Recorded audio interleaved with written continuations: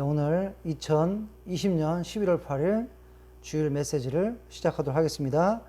오늘 말씀의 제목은 성령님의 열매 사랑입니다. 본 말씀 마태복음 5장 38절에서 48절까지의 말씀입니다. 우리 한번 본 말씀을 같이 읽어보도록 하겠습니다. 또 눈은 눈으로 이는 이로 갚으라 하였다는 것을 너희가 들었으나 나는 너희에게 이르노니 악한 자를 대적하지 말라. 누구든지 내 오른편 뺨을 치거든 왼편도 돌려대며 또 너를 고발하여 속옷을 가지고자 하는 자에게 겉옷까지도 가지게 하며 또 누구든지 너로 억지로 오리를 가게 하거든 그 사람과 심리를 동행하고 내게 구하는 자에게 주며 네게 꾸고자 하는 자에게 거절하지 말라.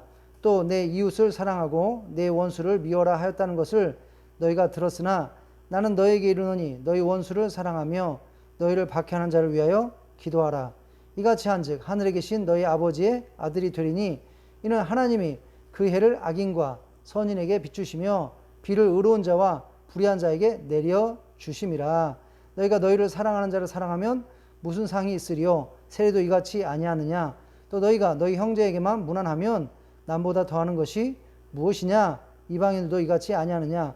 그러므로 하늘에 계신 너희 아버지의 온전하신 같이 너희도 온전하라. 아멘. 자, 잠깐 말씀 나누기 전에 잠깐 기도하고 말씀 나누도록 하겠습니다.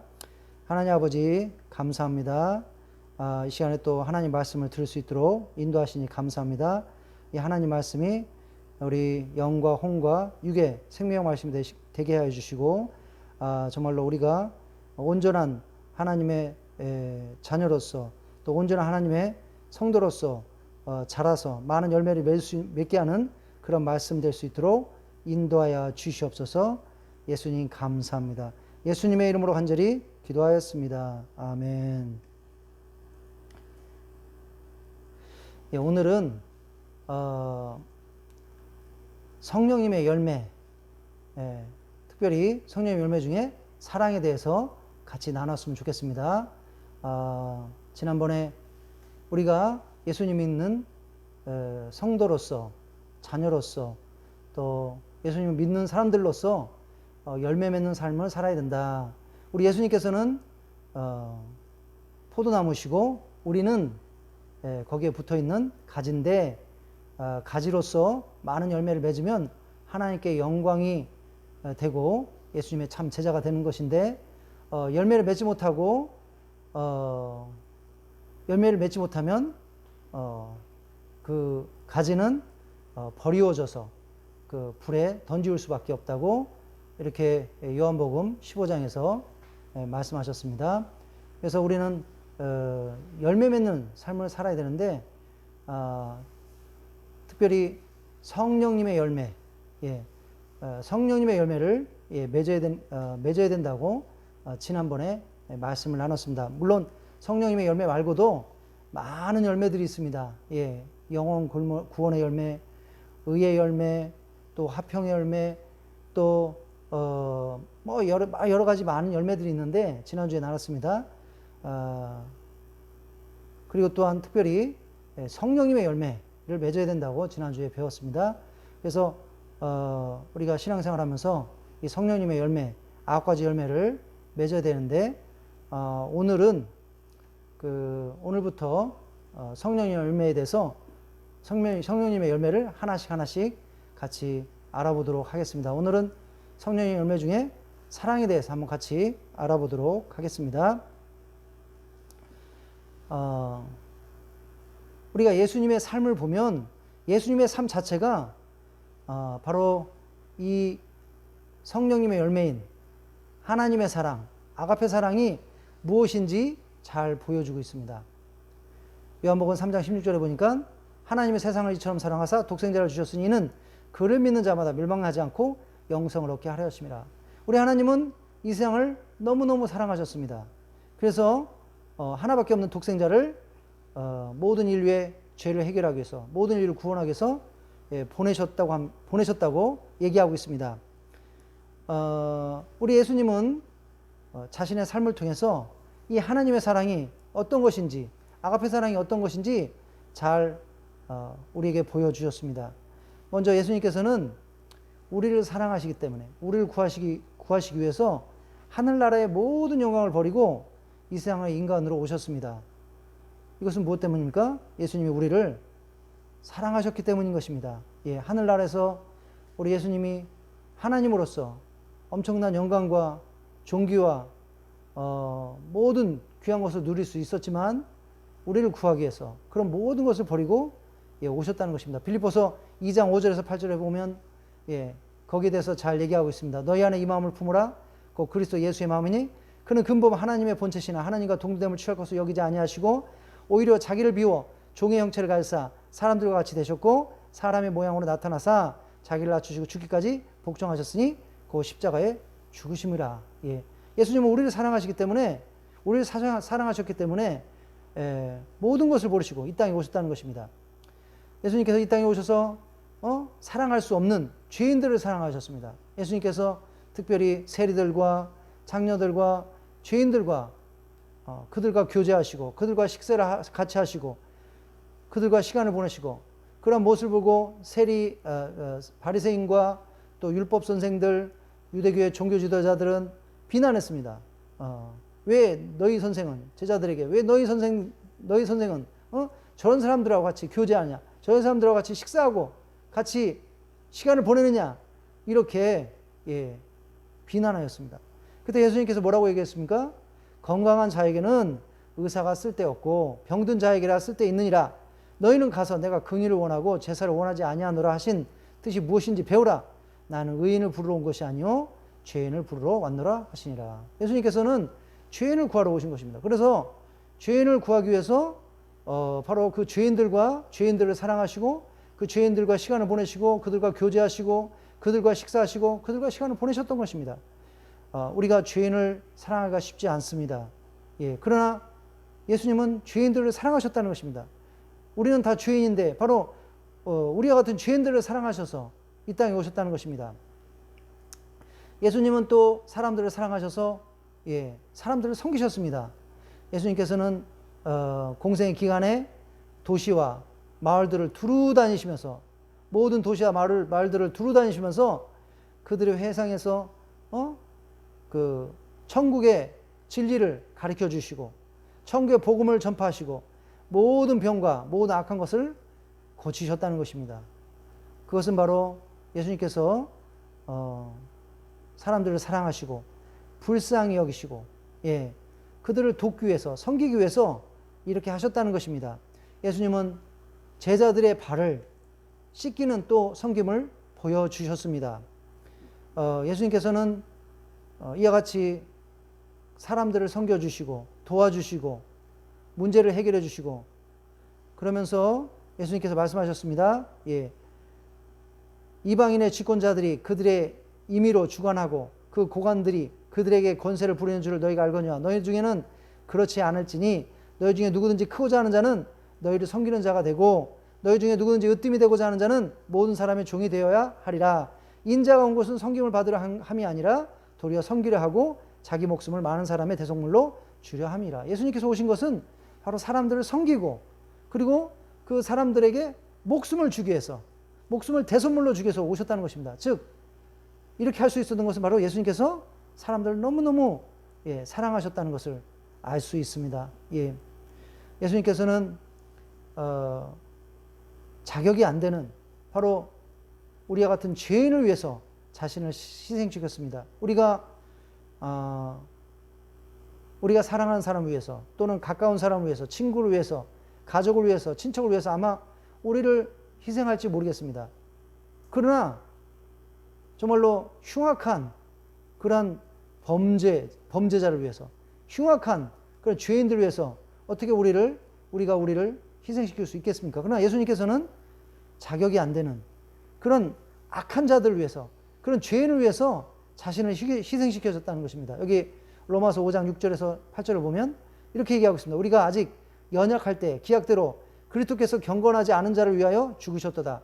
의인을 위하여 죽는 자가 쉽지 않고 선인을 위하여 용감히 죽는 자가 혹 있거니와 우리가 아직 죄인 되었을 때 그리스도께서는 우리를 위하여 죽으심으로 하나님께서 우리에 대한 자기 사랑을 확증하셨느니라.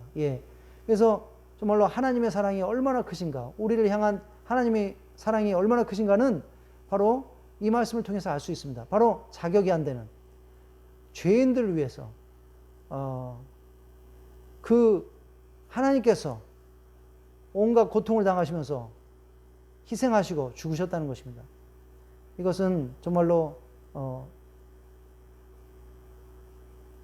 절대적인 사랑이 아니면, 그리고 무조건적인 사랑이 아니면 이렇게 할 수 없는 줄로 믿습니다. 예수님께서는 우리를 사랑하시기 때문에 또 우리를 죄에서부터 구원하기 위해서 무고하게 잡히시고, 그리고 엄청난 고난을 당하셨지만 그것을 어떻게 하셨다는 것입니까? 다 침묵으로 일관하시면서 그 모든 고통을 받으셨다는 것입니다. 이사야서 53장 4절 6절에서는 고통받는 우리 예수님에 대해서 예언해 놓으셨습니다. 그리고 그것이 그 예언대로 예수님께서는 엄청난 고통을 받으셨고 그 모든 것을 우리를 사랑하기 때문에 참고 견디면서 침묵으로 모든 것을 받아들이셨다는 것입니다. 그는 실로 우리의 질고를 지고 우리의 슬픔을 당하였거늘 우리는 생각하기를 그는 징벌을 받아서 하나님께 맞으며 고난을 당한다 하였노라. 그가 찔림은 우리의 허물을 인하며 그가 상함은 우리의 죄악을 인함이라. 그가 징계를 받음으로 우리가 평안을 누리고 그가 채찍에 맞음으로 우리가 나음을 입었도다. 우리는 다 양 같아서 그릇 행하여 각기 제갈 길로 갔거늘 여호와께서는 우리 무리의 죄악을 그에게 담당시키셨도다. 예, 바로 아무런 죄 없는 예수님께서 우리를 사랑하시기 때문에 엄청난 고난을 받으시면서도 침묵으로, 인내로, 온유함으로 일관하셨다는 것입니다. 그것은 바로 우리를 사랑하시기 때문에 그렇게 하실 수 있었는 줄로 믿습니다. 이와 같이 예수님의 삶 자체가 바로 우리에게 아가페 사랑, 하나님의 사랑이 얼마나 크고 놀랍고 위대한 것인가 보여주고 있습니다. 우리 예수님께서 또 이 아가페 사랑에 대한 가르침을 주셨습니다. 정말로 하나님의 사랑이 어떤 것인가, 그리고 우리가 그 하나님의 사랑대로 어떻게 사랑해야 되는가 가르쳐 주셨습니다. 먼저 예수님께서는 사랑이 가장 큰 계명이다.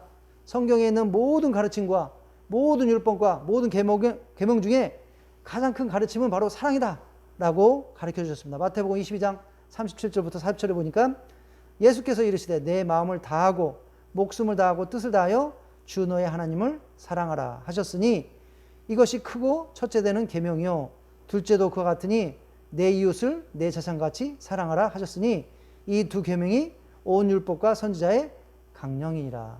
예, 우리 예수님은 참 친절하신 선생님입니다. 그리고 아주 뛰어나신 탁월하신 선생님입니다. 우리가 성경에 얼마나 많은 율법들이 있습니까? 얼마나 많은 가르침들이 있습니까?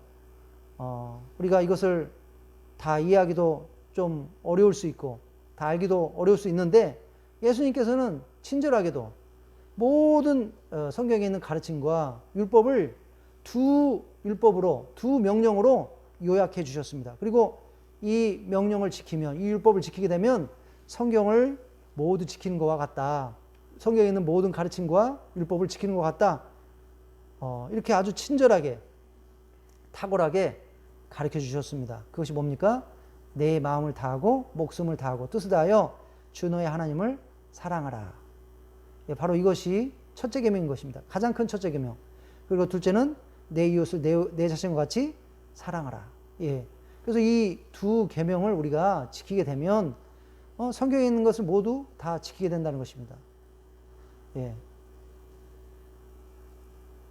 그래서 사랑은 가장 큰 계명이다. 사랑은 성경의 모든 가르침을 종합한 최고로 큰 가르침이다 라는 것을 우리가 알 수 있습니다. 예수님께서 산상수훈을 통해서 율법의 의미를 가르쳐 주면서 살인하지 말라라는 뜻을, 살인하지 말라라는 그 율법의 진정한 의미를 가르쳐 주셨습니다. 예수님께서 살인하지 말라는 그 율법의 진정한 의미를 가르쳐 주기 전까지 그 유대교의 종교 지도자들 그리고 유대인들은 이 말씀을 어떻게 이해했습니까? 문자 그대로 이해했습니다. 그래서 다른 사람을 무력을 사용해서 또는 폭력을 사용해서 다른 사람의 목숨을 빼앗지 않는 한 이 계명을 어긴 것이 아니다 이렇게 생각했습니다. 그러나 예수님의 가르침은 다릅니다. 우리 한번 보시겠습니다. 예수님께서 뭐라고 가르치시나? 예, 옛사람에게 말한 바 살인하지 말라. 누구든지 살인하면 심판을 받게 되리라 하였다는 것을 너희가 들었으니 나는 너에게 이르노니 형제에게 노하는 자마다 심판을 받게 되고 형제를 대하여 나가라 하는 자는 공회에 잡혀가게 되고 미련한 놈이라 하는 자는 지옥불에 들어가게 되리라. 그러므로 예물을 제단에 드리려다가 거기서 내 형제에게 원망들을 만한 일이 있는 것을 생각나거든 예물을 제단 앞에 두고 먼저 가서 형제와 화목하고 그에 와서 예물을 드리라. 너를 고발하는 자와 함께 길에 있을 때 급히 사하라. 그 고발하는 자가 너를 재판관에게 내어주어 옥에 가둘까 염려하라. 진실로 내게 이르노니 내가 한 푼이라도 남김없이 다 갖기 전에는 결코 나오지 못하리라. 그래서 예수님께서는 문자적으로 이 율법을 이해했던 유대인들과 율법 선생들에게 이 율법의 진정한 의미를 가르쳐 주었습니다. 그건 뭐냐면 이것을 우리가 살인하지 말라는 율법은 그 외적으로 폭력을 행사해서 생명을 빼앗지 않는 것만 의미하는 것이 아니라 무엇입니까? 우리의 근본적인 마음을 바꿔야 된다는 것입니다. 예. 우리가 보이지는 않지만 우리 내면 속에 누군가를 미워하고 그것 때문에 화를 내고 그것 때문에 나쁜 말을 하고 욕하고 바보라고 그러고 그러면 이미 우리는 이 율법을 어겼다는 것입니다. 그래서 지옥불에 떨어지게 될 것이고 그리고 뭡니까? 심판받게 될 것이라는 것입니다. 그렇기 때문에 이 율법을 지키기 위해서는 어떻게 된다는 것입니까? 우리의 마음을 근본적으로 용서하는 마음, 이해하는 마음, 그리고 사랑하는 마음으로 바꿔야 된다는 것입니다. 예. 그래서 이 율법은 외적인 어떠한 그런 행위만을 나타내는 것이 아니라 내적인 마음의 상태를 나타내는 것입니다. 예. 우리의 마음을 사랑하는 마음으로 근본적으로 변화시켜라. 그래야 이 율법을 지키게 되는 것이다. 이렇게 말한 줄로 믿습니다. 예. 그래서 예수님께서는 바로 율법의 진정한 의미, 그건 뭐라는 것입니까? 바로 다른 사람을 사랑하는 것, 하나님을 사랑하고 다른 사람을 사랑하는 것, 그것이 율법을 지키는 것이다. 이렇게 지금 가르쳐주고 있는 것입니다. 예수님께서는 또 정말로 놀라운 가르침을 주셨습니다. 오늘 본 말씀. 예.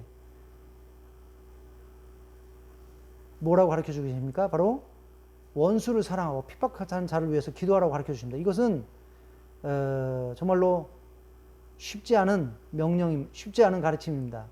그러나 예수님께서는 바로 우리가 하나님처럼 온전한 자가 되기 위해서는 바로 이렇게 해야 된다고 가르쳐 주고 계십니다. 한번 같이 다시 한번 말씀을 보도록 하겠습니다. 또 눈은 눈으로 이는 이로 갚으라 하였다는 것을 너희가 들었으나 나는 너에게 이르노니 악한 자를 대적하지 말라. 누구든지 내 오른편 뺨을 치거든 왼편도 돌려대며 또 너를 고발하여 속옷을 가지고자 하는 자에게는 겉옷까지도 가지게 하며 또 누구든지 너를 억지로 오리를 가게 하거든 그 사랑과 심리를 동행하고 내게 구하는 자에게 주며 내게 꾸고자 하는 자에게 거절하지 말라. 또 내 이웃을 사랑하고 내 원수를 미워하라 하였다는 것을 너희가 들었으나 나는 너에게 이르노니 너희 원수를 사랑하며 너희를 박해하는 자를 위하여 기도하라. 이같이 한즉 하늘에 계신 너희 아버지의 아들이 되리니 이는 하나님이 그 해를 악인과 선인에게 비추시며 비를 의로운 자와 불의한 자에게 내려주심이라. 너희가 너희를 사랑하는 자를 사랑하면 무슨 상이 있으리요? 세리도 이같이 아니하느냐? 또 너희가 너희 형제에게만 무난하면 남보다 더하는 것이 무엇이냐?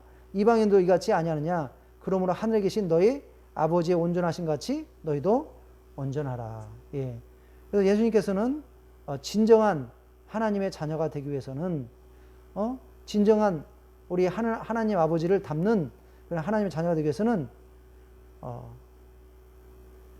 바로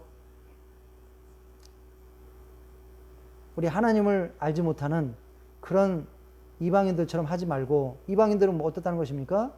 바로 사랑하는 사람을 사랑하지만 사랑하지 못하는 사람, 원수들은 그 복수하고 또 미워하고 또 대적하고 공격하고 이런 것을 볼 수 있습니다. 그러나 우리 하나님은 원수마저도 사랑하시는 하나님이라는 것입니다. 원수마저도 불쌍히 여기시는 하나님이시라는 것입니다. 그래서 우리도 하나님의 자녀로서 하나님의 성품을 닮아야 된다는 것입니다. 그래서 어떻게 해야 됩니까? 예수님께서는 우리가 너희 원수를 사랑하며 너희를 핍박하는 자를 위해서 기도하라고 이렇게 가르쳐 주고 계십니다. 우리가 사랑하는 사람만 사랑하면 이방인들과 하나님을 모르는 자와 다를 게 무엇이냐, 예, 이렇게 말씀하고 계십니다.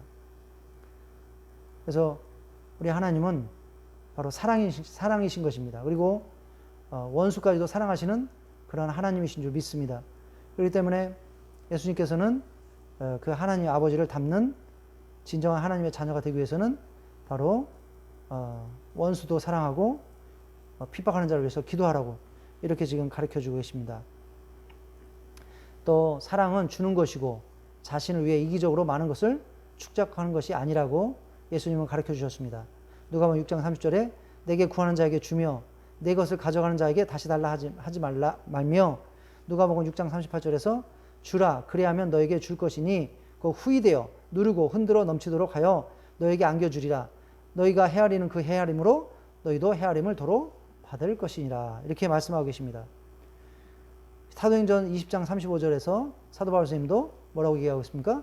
주는 것이 받는 것보다 복이 있다. 예, 바로 예수님의 말씀을 인용한 줄로 믿습니다. 예수님께서 주라 그리하면 너에게 줄 것이니 그 후이되어 누르고 흔들어 넘치도록 하여 너에게 안겨주리니 너희가 헤아리는 그 헤아림으로 너희도 헤아림을 도로 받을 것이라. 그래서 예수님의 가르침은 줄 때 받는다는 것입니다. 예, 어떤 사람의 육적인 상식으로는 이해할 수 없는 말씀이지만 이것이 진리라는 것입니다. 줄 때 우리가 받고 나눌 때 우리가 풍성해지고, 예, 바로 사랑은 주고 나누는 것이라고 말씀하신 줄 믿습니다. 그 다음에 사랑은 또 우리가 대접받고 싶은 대로 다른 사람을 대접하는 것이다. 마태복음 7장 12절에 그러므로 무엇이든지 남에게 대접받고자 하는 대로 너희도 남을 대접하라. 이것이 율법이요 선지자니라.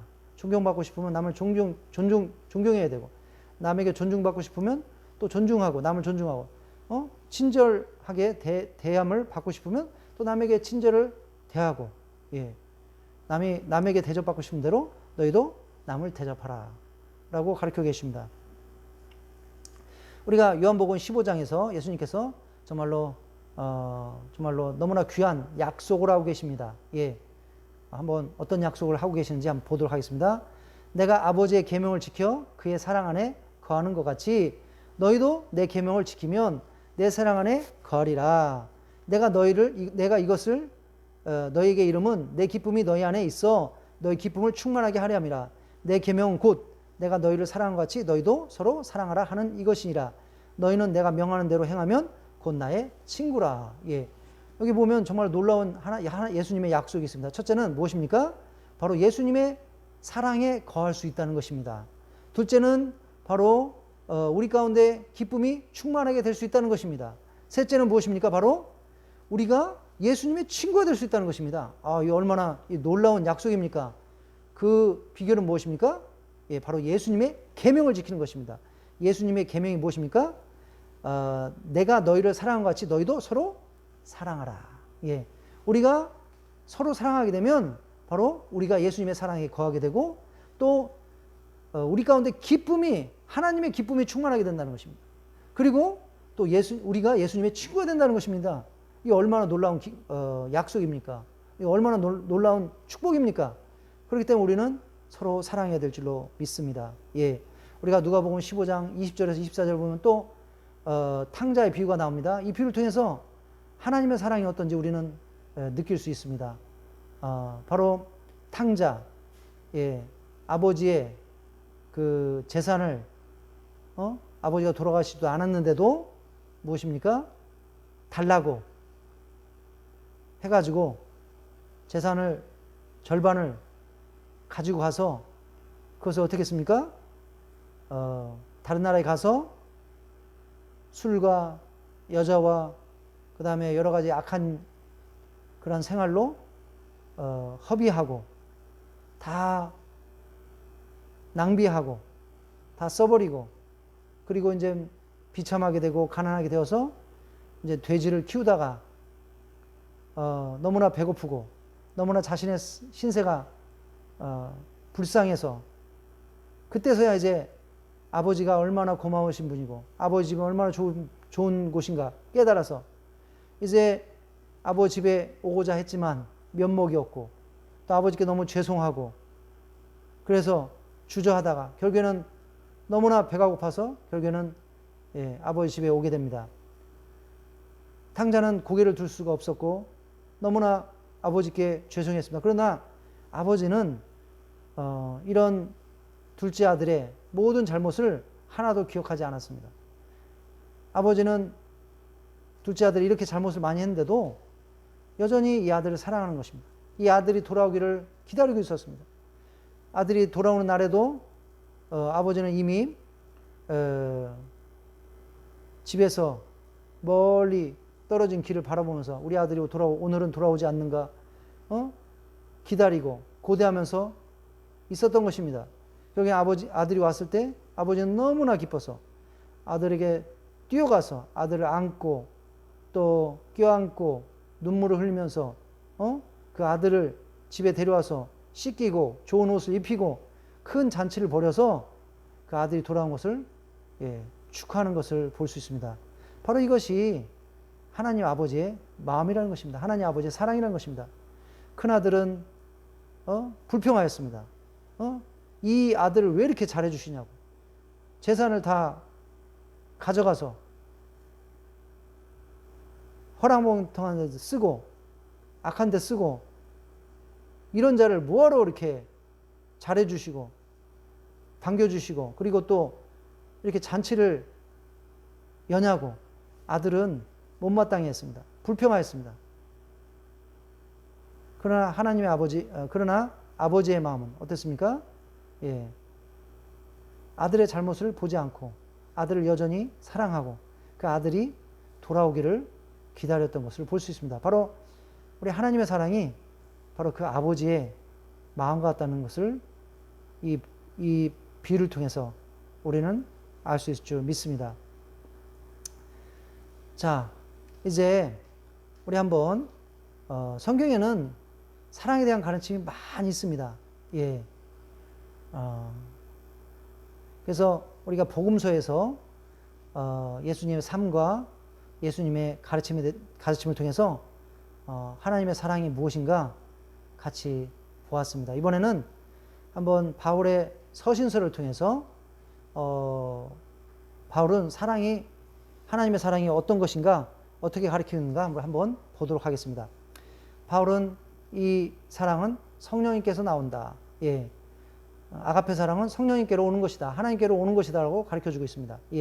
소망이 우리를 부끄럽게 하지 아니함은 우리에게 주신 성령으로 말미암아 하나님의 사랑이 우리 마음에 부은 바 됨이니. 그래서 우리 죄악된 본성에서는 이 사랑이 나오기가 힘듭니다. 바로 이 사랑이 아가페 사랑이 하나님께로 오는 것이라는 것입니다. 성령님께로 오는 것이라는 것입니다. 그래서 우리는 뭡니까? 바로 성령님 충만을 구해야 되고 성령님께서 우리 가운데 정말로 통치하시고 우리를 주관하시고 우리를 다스리시고 그리고 우리 가운데 이 사랑의 열매를 맺도록 역사하시도록 간절히 항상 기도해야 될 줄로 믿습니다. 갈라디아서 5장 22절 23절에서도 오직 성령의 열매는 사랑과 희락과 화평과 오래 참음과 자비와 양선과 충성과 온유와 절제니 이 같은 것을 금지할 법이 없다고 하였습니다. 그래서 사랑은 바로 성령님의 열매인 것입니다. 성령님께서 우리 가운데 역사할 때 우리 가운데 나타나는 성품의 변화 그리고 또 우리의 삶의 변화 이것인 것입니다. 그래서 우리는 다시 한번 성령님 충만을 간구해야 되고 성령님께서 우리 삶 가운데 역사해서 이러한 성령님의 9가지 귀한 열매들이 맺힐 수 있도록 우리는 간절히 소원하고 성령님을 간구해야 될 줄로 믿습니다. 로마서를 통해서 사도 바울 선생님께서는 하나님의 사랑으로부터 우리를 아무것도 분리할 수가 없다. 이렇게 얘기하고 있습니다. 오늘날 많은 사람들이 조금 어려운 일이 있으면 또 낙담하는 일이 있으면 절망되는 일이 있으면 어떻게 합니까? 모든 것이 끝나는 줄로 알고 아무도 자기를 위로할 사람이 없다고 생각하고 또 아무도 자기를 정말로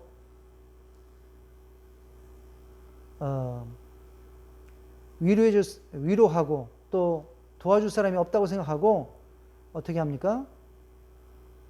극단적인 선택, 자살을 하거나 또는 생을 마감하는, 스스로 마감하는 그런 많은 사람들이 있습니다.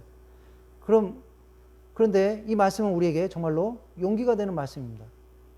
우리에게 희망이 되는 말씀입니다. 아무도 우리를 하나님의 사랑에서 분리할 수 없다는 것입니다. 우리 한번 이 말씀을 한번 같이 보도록 하겠습니다. 그런즉 이 일에 대하여 우리가 무슨 말하리요? 만일 하나님이 우리를 위하시면 누가 우리를 대적하리요? 자기 아들을 아끼지 아니하시고 우리 모든 사람을 위하여 내주신 이가 어찌 그 아들과 함께 모든 것을 우리에게 주시지 아니하겠느냐? 누가 능히 하나님께서 택하신 자를 고발하리요? 의롭다 하신 이는 하나님이시요. 누가 정죄하리요? 죽으실 뿐 아니라 다시 살아나신 이는 그리스도 예수시니 그는 하나님 우편에 계신 자요 우리를 위하여 간구하시는 자니라. 누가 우리를 그리스도의 사랑에서 끊으리요? 환난이나 공고나 박해나 기근이나 적신이나 위암이나 칼이랴 기록된 바 우리가 종일 주를 위하여 죽임을 당하게 되며 도살할 양같이 여김을 받았느니라. 함과 같으니라. 그러나 이 모든 것을 우리를 사랑하시는 이로 말미암아 우리가 넉넉히 이기느니라.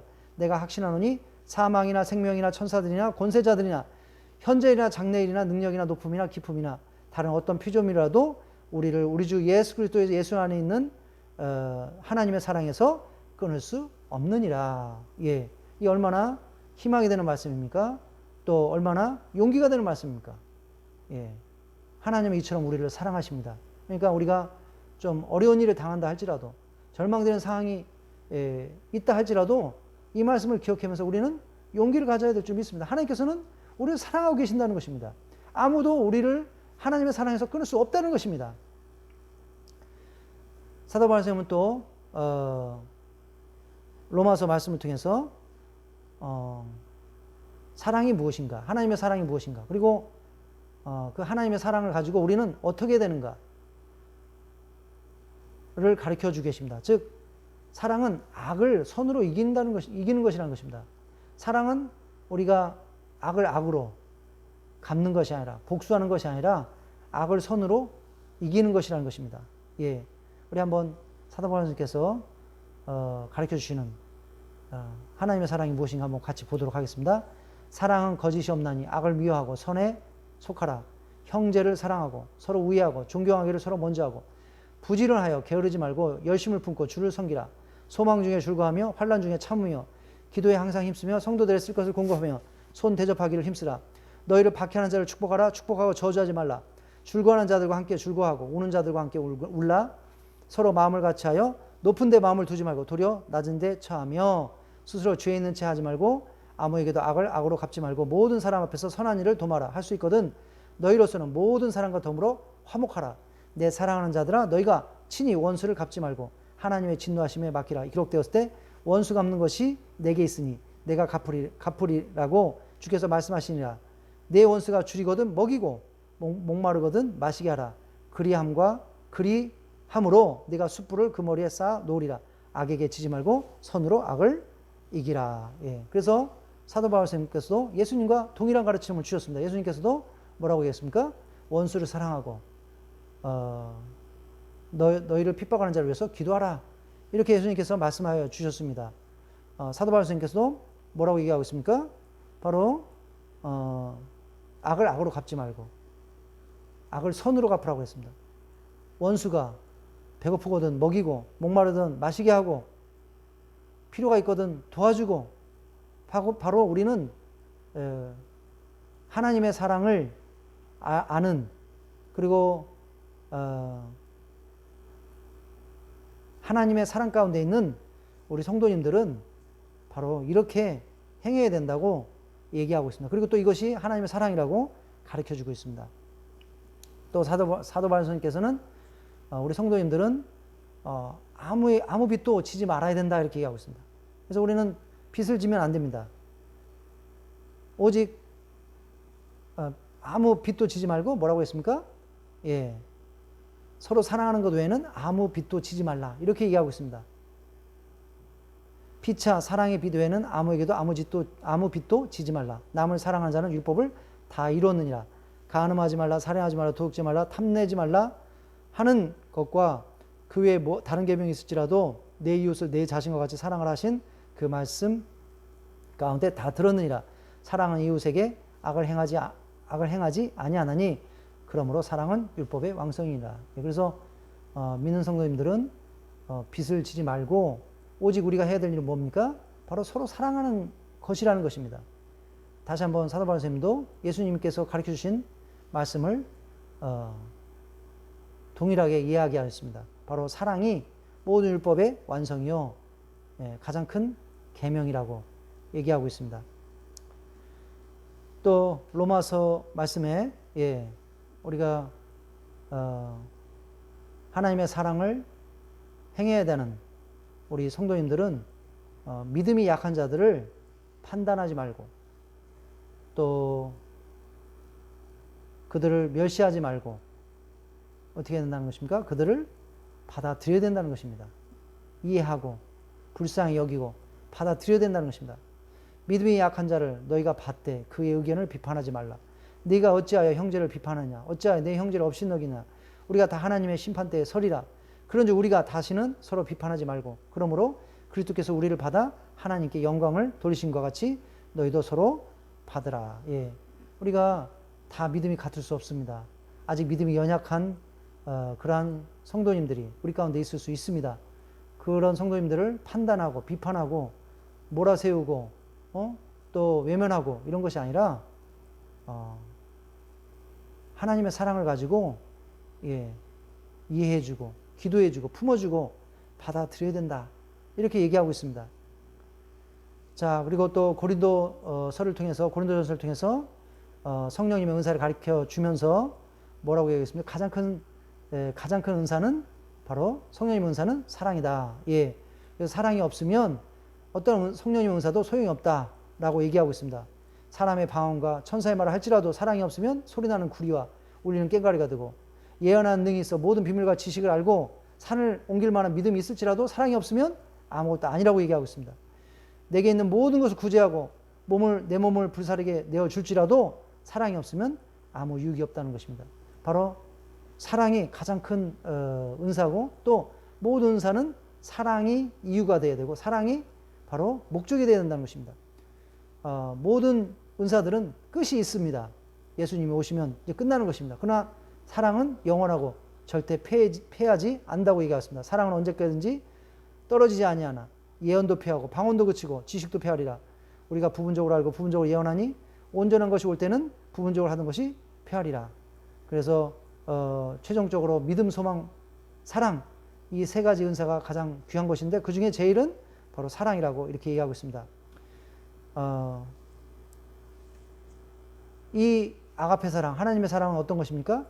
사랑은 오래 참고 온유하며 투기하는 자가 되지 아니하며 사랑은 자랑하지 아니하며 교만하지 아니하며 물에 행치 아니하며 자기의 유욕을 굳지 아니하며 성내지 아니하며 악한 것을 생각하지 아니하며 불의를 기뻐하지 아니하며 진리와 함께 기뻐하고 모든 것을 참으며 모든 것을 믿으며 모든 것을 바라며 모든 것을 견디니라. 이렇게 사랑의 정의를 사랑이 어떤 것인가, 하나님의 사랑이 어떤 것인가 사도 바울 선생님께서 고린도전서를 통해서 13장을 통해서 가르쳐주고 계십니다.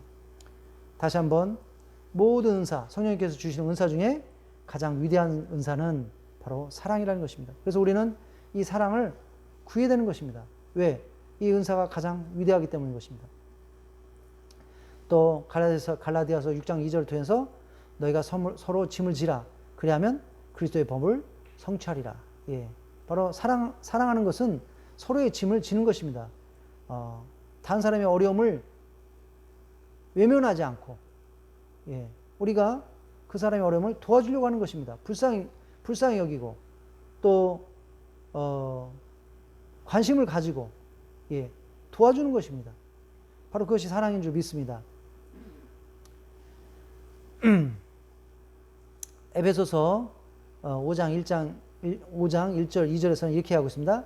그러므로 사랑받는 자녀같이 너희는 하나님을 본받는 자가 되고 그리스도께서 너희를 사랑하신 것 같이 너희도 사랑 가운데 행하라. 그는 우리를 위하여 자신을 버리사 향기로운 제물과 희생제물로 하나님께 드리셨느니라. 그래서 우리가 하나님을 따르는 자, 하나님의 삶을 따르는 자가 되어야 되는데 그것은 뭡니까? 바로 다른 사람에 대해서 사랑을 실천하는 것이다. 이렇게 이해하고 있습니다. 예수님께서는 우리를 위해서 자신을 향기로운 제물과 희생제물로 하나님께 드렸다는 것입니다. 자신을 십자가에서 희생시켰다는 것입니다. 왜? 온 인류를 사랑하시니까. 그래서 우리도 그것을 본받고 따르는 자가 되어야 된다는 것입니다. 다른 사람을 사랑함으로써. 또 우리가 아내들을 사랑해야 된다는 것입니다. 예, 아내들은 남편들을 존경해야 되고 남편들은 아내를 사랑해야 된다는 것입니다. 아내를 사랑하지 않고 아내를 정말로 근심하게 만들면 아내와 관계가 좋지 않으면 베드로전서에서 뭐라고 얘기하셨습니까? 기도가 막힌다고 이렇게 얘기하고 있습니다. 기도가 막힌다고. 예. 자기의 이기적인 이익을 구하지 말고 다른 사람의 이익을 구해야 된다고 얘기하고 있습니다. 바로 이것이 또 사랑인 줄 믿습니다. 빌립보서 2장 3절에서 4절 아무에게든지 다툼이나 허영으로 하지 말고 오직 겸손한 마음으로 각각 자기보다 남을 낮게 여기고 각각 자기를 돌볼 뿐더러 또한 각각 다른 사람의 일을 돌보아 나의 기쁨을 충만하게 하라. 그래서 원래 우리의 육적인 그런 성품은 이기적인 것입니다. 우리 자신의 이익을 생각하고 우리 자신만 생각하고 그러나 하나님의 사랑을 닮아가는 하나님의 성도는 우리의 이익만을 추구하는 것이 아니라 다른 사람의 이익을 구하는 그런 사람이 되어야 된다는 것입니다. 오직 겸손한 마음으로 각각 자기보다 남을 낮게 여기고 각각 자기를 돌볼 뿐 아니라 또한 각각 다른 사람의 일을 돌보아. 예, 그래서 자신의 이익만 추구하는 사람이 아니라 다른 사람의 이익을 구하는 그런 사람이 되어야 된다고 얘기하고 있습니다. 우리가 우리 가운데 이 사랑의 열매, 하나님의 사랑의 열매가 맺히도록 우리가 간구해야 되는 것입니다. 그런데 바로 우리 마음 가운데, 우리 삶 가운데 하나님의 그 사랑, 이 사랑의 열매가 맺히는데 방해가 되는 것이 있습니다. 그것은 뭡니까? 바로 우리가 세상을 사랑하는 것입니다. 세상을 사랑할 때 바로 우리 가운데 이 하나님의 사랑이 맺힐 수가 없다는 것입니다. 많은 사람들이 돈을 사랑합니다. 돈을 추구합니다. 우리가 돈을 사랑하게 되면 바로 하나님의 사랑이 우리 가운데 있을 수 없습니다. 예, 우리 디모데전서 6장 6절에서 10절을 한번 읽어보겠습니다. 그러나 자족하는 마음이 있으면 경건은 큰 의익이 되느니라. 우리가 세상에 아무것도 가지고 온 것이 없으며 또한 아무것도 가지고 가지 못하리니 우리가 먹을 것과 입을 것이 있은즉 족한 줄로 알 것이라. 부하리어 하는 자들은 시험과 올무와 여러 가지 어리석고 해로운 욕심에 떨어지나니 곧 사람으로 파멸과 멸망에 빠지게 하는 것이라. 돈을 사랑함이 일만하게 뿌리가 되나니 이것을 탐내는 자들은 미혹에 받아 믿음에서 떠나 많은 근심으로써 자기를 찔렀도다. 예, 그래서 돈을 사랑하는 것이 바로 우리 가운데 하나님의 사랑이 맺히는 것을, 하나님의 사랑이 자라는 것을 방해한다는 것입니다. 우리는 돈을 사랑해서는 안 됩니다. 예수님께서도 돈과 하나님을 동시에 사랑할 수 없다고 그랬습니다. 하나님을 사랑으로 작정을 하면 돈을 미워해야 된다고 그랬습니다. 하나님을 섬기기로 작정했으면 돈을 멸시해야 된다고 그랬습니다. 히브리서 13장 5절에서도 돈을 사랑하지 말고 있는 바를 족한 줄로 알라. 그가 친히 말씀하시기를 내가 결코 너희를 버리지 아니하고 너희를 떠나지 아니하라 하셨느니라. 우리는 이와 같이 돈을 사랑하고 돈을 추구하는 사람이 돼서는 안 되고 또 세상 것을 사랑하고 세상 것을 추구하는 사람이 돼서는 안 되고 우리가 그렇게 될 때 바로 우리 가운데 사랑의 열매가 맺힐 수 없다는 것입니다. 그래서 우리는 무엇을 추구해야 됩니까? 디모데전서 6장 11절에서 오직 너 하나님의 사람아 이것들을 피하고 의와 경건과 믿음과 사랑과 인내와 온유를 따르며 바로 이런 것들이 우리 가운데 맺히도록 바로 이런 것들이 우리 가운데 자라도록 우리 가운데 열매 맺도록 우리는 이런 것들을 추구해야 된다는 것입니다. 우리가 이런 것들을 추구할 때 하나님께서 다른 것들을 덤으로 우리에게 허락하실 줄로 믿습니다.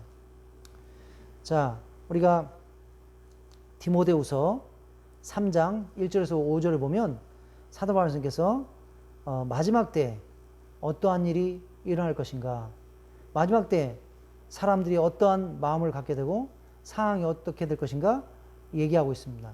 바로 마지막 때는 사랑이 없는 때라는 것입니다. 예, 한번 보겠습니다. 너는 이것을 알라. 말세에 고통하는 때가 이르러 사람들이 자기를 사랑하며 돈을 사랑하며 자랑하며 교만하며 비방하며 부모를 거역하며 감사하지 아니하며 거룩하지 아니하며 무정하며 원통함을 풀지 아니하며 모함하며 절제하지 못하며 사나우며 선한 것을 좋아하지 아니하며 배신하며 조급하며 자만하며 쾌락을 사랑하기를 하나님 사랑하는 것보다 더하며 경건의 모양은 있으나 경건의 능력은 부인하는 이 같은 자들에게서 내가 돌아서라. 예, 그래서 마지막 때는 바로 사랑이 없는 때라는 것입니다. 예, 다른 사람을 사랑하지 못하고 누구를 사랑합니까? 자기를 사랑하고 돈을 사랑하고 자랑하고 교만하며 비방하며 부모를 거역하며 감사하지 아니하며 거룩하지 아니하며 무정하며 예, 원통함을 풀지 아니하며 모함하며 절제하지 못하며 사나우며 선한 것을 좋아하지 아니하며 배신하며 조급하며 자만하며 쾌락을 사랑하기를 하나님 사랑하는 것보다 더하며 경건의 모양은 있으나 경건의 능력은 부인하는 이 같은 자들에게서 내가 돌아서라. 예, 그래서 세상이 종말로 갈수록 바로 이러한 현상들은 더 일어난다는 것입니다. 그러나 우리 성도님들은 바로 세상을 거스리는 사람들인 것입니다. 세상과 거꾸로 가는 사람들이라는 것입니다. 우리가 베드로전서를 보면 때가 종말로 갈수록 우리 성도님들이 힘써야 될 것에 대해서 얘기하고 있습니다. 첫째는 깨어서 기도하라는 것입니다. 둘째는 뜨겁게 서로 사랑하는 것이라는 것. 셋째는 무엇입니까? 바로 하나님께서 우리에게 주신 은사를 적극적으로 하나님을 섬기기 위해서 또 다른 사람을 섬기기 위해서 예수님 오시는 그날까지 사용하라는 것입니다. 예, 그래서 우리는 바로 세상은 점점 더 사랑이 식어지지만 우리는 점점 더 뜨겁게 사랑하는 그런 사람들이 돼야 된다고 성경에서는 얘기하고 있습니다. 예. 자, 성경은 사랑에 대해서 많은 것을 얘기하고 있습니다. 그래서 한 시간으로 이 성경에서 말하는 사랑을 다 이야기하는 시간이 충분하지 않습니다. 그래서 오늘은 복음서에 나타난 예수님의 삶과 사랑의 삶과 또 예수님의 사랑에 대한 가르침 그리고 또 사도 바울 선생님의 서신서에 나오는 사랑의 가르침을 같이 보도록 하겠습니다. 그리고 또 우리가 한 시간 더 나머지 서신들, 예, 베드로 서신, 또 히브리서, 그리고 또 요한 서신, 또 다른 신약에 나와 있는 그런 말씀을 통해서 하나님의 사랑을 어떻게 얘기하고 있는가 같이 보도록 하겠습니다.